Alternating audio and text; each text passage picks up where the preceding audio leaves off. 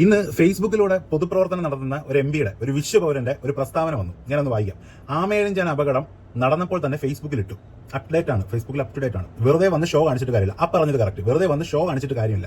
അത് വെറുതെ ചെന്ന് എംപി ആയിട്ടിരുന്നിട്ടും കാര്യമില്ല എന്നുള്ളത് പറയുന്നതും ഏകദേശം ഒരുപോലൊക്കെ തന്നെ. അതായത് താങ്കൾ തിരുവനന്തപുരം ജില്ലയെ ബാഴ്സലോണയാക്കി മാറ്റുമെന്ന് പറഞ്ഞ എംപിയാണ്.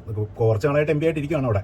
ബാഴ്സലോണ ഒന്നും ആക്കി കണ്ടില്ല. താങ്കൾ ഈ ഫേസ്ബുക്കിലൂടെ ബാഴ്സലോണ ആക്കി കാണുമെന്നാണ് ഉദ്ദേശിച്ചത്. ഫേസ്ബുക്കിലൂടെ ആണെങ്കിൽ മറ്റു ചില പാർട്ടികളും മറ്റു പാർട്ടിക്കാർ ചെയ്യുന്ന പോലെ ചൈനയുടെയൊക്കെ ഫോട്ടോ എടുത്തിട്ട് ഗുജറാത്താണെന്നും ഉത്തർപ്രദേശാണെന്നൊക്കെ പറയാം. മനസ്സിലായില്ലേ?